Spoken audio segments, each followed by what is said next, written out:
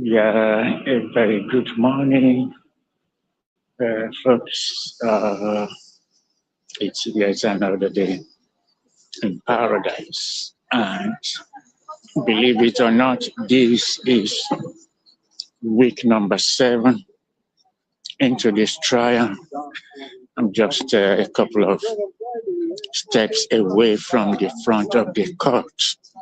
And week 7, remember, as mentioned severally, this this bribery trial involving the former Minister of Petroleum, Diezani Alessi Madueke, our brother Bishop Doye Agama, and defendant number 3, Olatimbo Ayinde, is to end, has been penciled down to go all the way to the last week of April.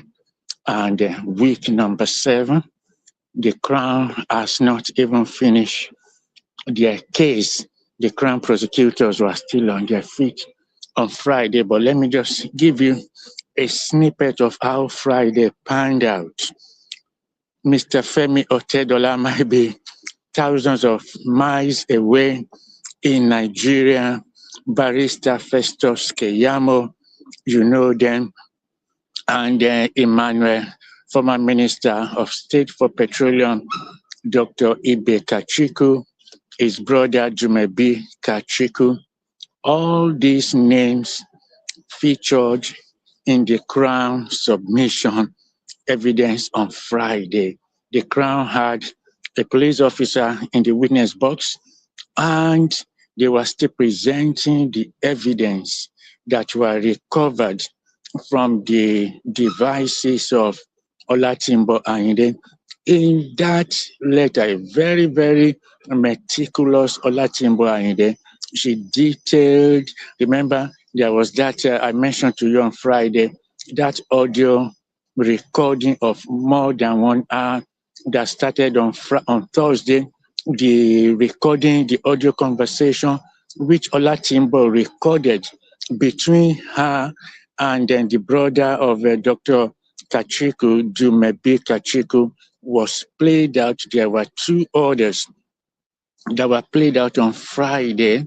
And in that conversation which the Crown presented, they discussed, Jumebi was talking about the candidate that Olatimbo wanted reinstated as PPMC MD. He needed to be showing his capacity, Prince Momo.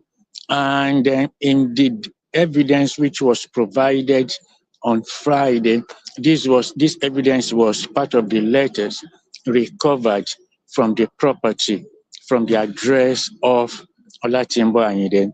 She detailed how letters that she wrote, how she transferred 1 billion naira to Jumebi Kachiku's account. Now, when it now found out that the person she wanted, the favor, what she wanted from Jumebi did not materialize, she asked for a refund. Jumebi was now trying to say, hey, I don't know what you're talking about. Jumebi was first playing games, didn't want to return the money. Olatimbo took the case to reported the matter to APC chieftain,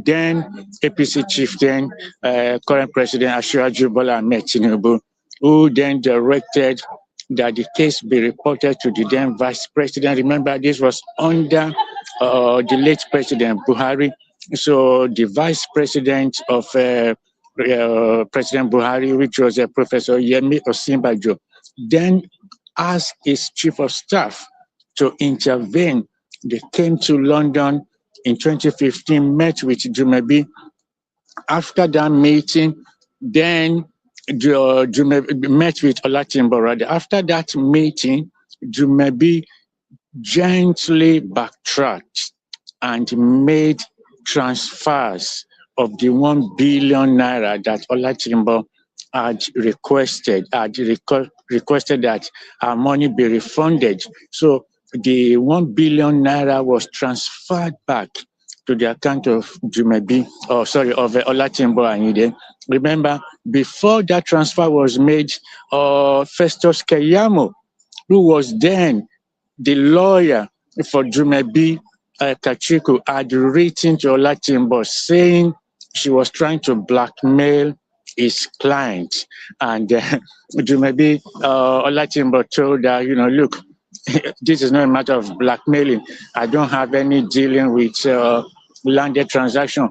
They were saying in the letter that Keyamo wrote to Olatimbo then that Olatimbo, she agreed that the money she was asking for, the refund of her 1 billion naira, was as a result of a landed transaction. Olatimbo said, no, I don't know anything about landed transaction. I transferred 1 billion naira to Jumebi. All I'm asking is for my money back.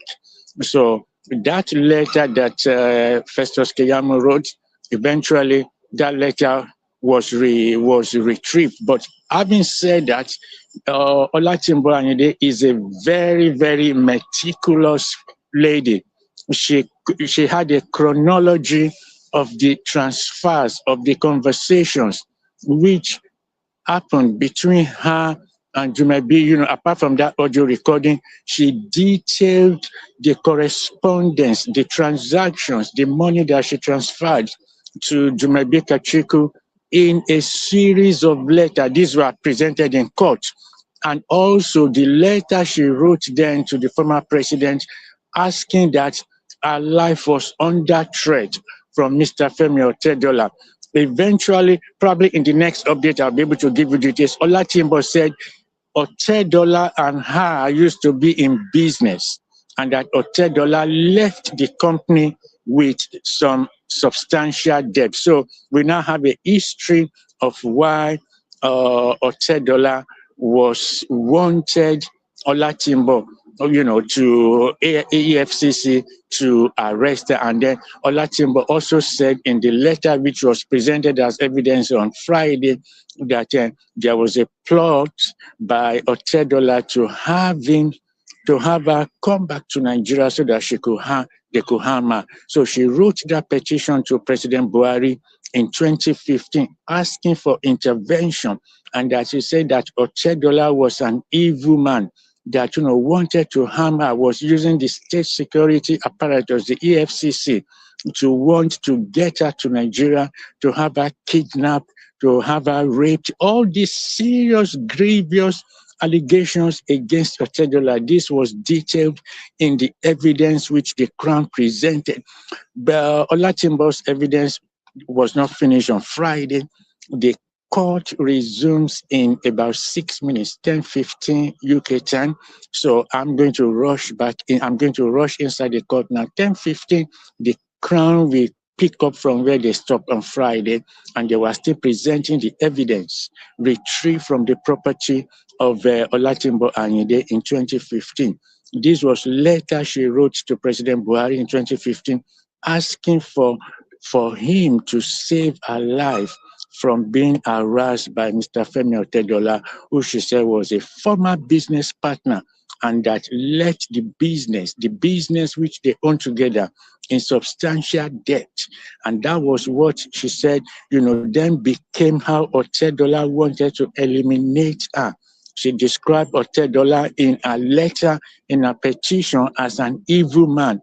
And she said in one of those petitions, one of the petitions which was read in court, that she's ready to testify against Otedola.